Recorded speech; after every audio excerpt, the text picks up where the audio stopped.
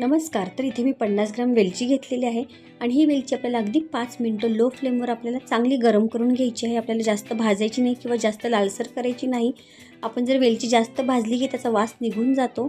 तर ही वेलची आपल्याला चांगली गरम करून घ्यायची, कारण वेलची ही मऊ असते, तर आपल्याला ती थोडीशी कडक करून घ्यायची आहे. त्यासाठी आपल्याला अगदी 5 मिनिटं लो फ्लेमवर आपल्याला गरम करून घ्यायची आहे आणि ती जेव्हा गरम होते तेव्हा अशी फुगून येते. अशा वेळेस गॅस आपल्याला बंद करून घ्यायचा आहे. तर हे बघा, अशा प्रकारे वेलची छान आता गरम झालेली आहे, अशी फुगून आलेली आहे. तर मी आता गॅस बंद केलेला आहे. तर मी आता डिशमध्ये काढून घेते. तर आता आपल्याला डिशमध्ये काढून घेऊन एक 10 मिनिटं आपल्याला चांगली थंड होऊ द्यायची आणि मगच आपल्याला बारीक करून घ्यायचं आहे.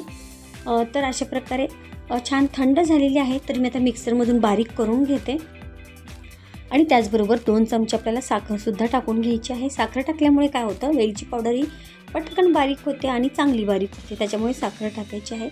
तर अशा प्रकारे बघा, वेलची पावडर छान बारीक झालेली आहे, चांगली बारीक झालेली आहे. चाळण्याची सुद्धा आवश्यकता नाही, तुम्ही पाहू शकता चांगली बारीक झालेली आहे. हे पहा. आणि जर तुम्हाला चाळून घ्यायची असेल तर तुम्ही चाळून घेऊ शकता, पण मी न चाळताच कोणत्याही गोड पदार्थामध्ये अशा प्रकारे मी वेलची पावडर टाकत असते. तर अशा प्रकारे आपण वेलची न सोलता अख्खी वेलची वापरून ही पावडर तयार केलेली आहे आणि ही पावडर केल्यामुळे आपण कोणत्याही गोड पदार्थामध्ये अगदी पटकन ही पावडर टाकू शकतो. आपला सोलण्याचा वेळ वाचतो. त्याच्यामुळे तुम्हीसुद्धा अशा प्रकारे वेलची पावडर तयार करून ठेवा आणि ही पावडर हवाबंद डब्यामध्ये भरून ठेवायची आहे आणि फ्रीजमध्ये ठेवण्याची आवश्यकता नाही. तर तुम्हाला आजचा व्हिडिओ कसा वाटला हे नक्की सांगा. आवडला असेल तर लाईक करा आणि तुमच्या फ्रेंड्स फॅमिलीसोबत शेअरसुद्धा करा.